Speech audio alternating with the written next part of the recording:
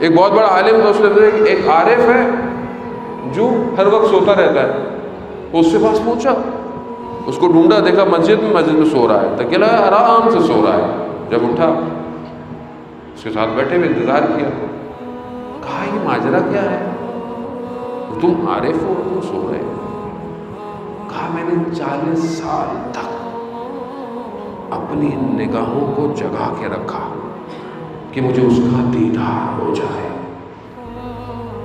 میں نمک تک ڈالتا رہا آنکھوں میں کہ یہ سوجی رہے، مگر کیا یہ آنکھ دیکھ سکتی ہے اس کو؟ اور امام حسین کیا فرماتے ہیں؟ اندھیوں کو آنکھ جو تجھے نہ دیکھ سکے. کون سی آنکھ ہے؟ وہ کہتا ہے کہ جب میری آنکھ بند ہوئی تو میں نے اپنے باطن سے خدا کو پہچانا، اور اب میں سوتا ہوں تاکہ وہ جو لذت مجھے مل رہی ہے اس کو میں اپنے پاس رکھوں، کیونکہ میں تڑپ نہیں رہا دیدار کے لیے. عشق نہیں ہے مجھے خدا نہ خواستہ، میں اپنے آپ کو کہہ رہا ہوں. عزیزان وطن، کربلا عشق کی سرزمین ہے. وہ عشق ہوگا تو کٹیں گے، عشق نہیں ہوگا تو نہیں کٹیں گے. پھر کوئی نہ کوئی گھر یاد آ جائے گا، کوئی بات یاد آ جائے گی، کوئی کام یاد آ جائے گا، اولاد یاد آ جائے گی. آپ کیا سمجھتے ہیں، ہم کیا سمجھتے ہیں؟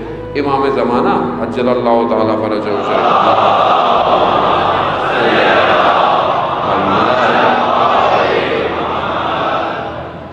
امام کے ساتھی کیسے ہونے چاہیے، کیسے ہوں گے؟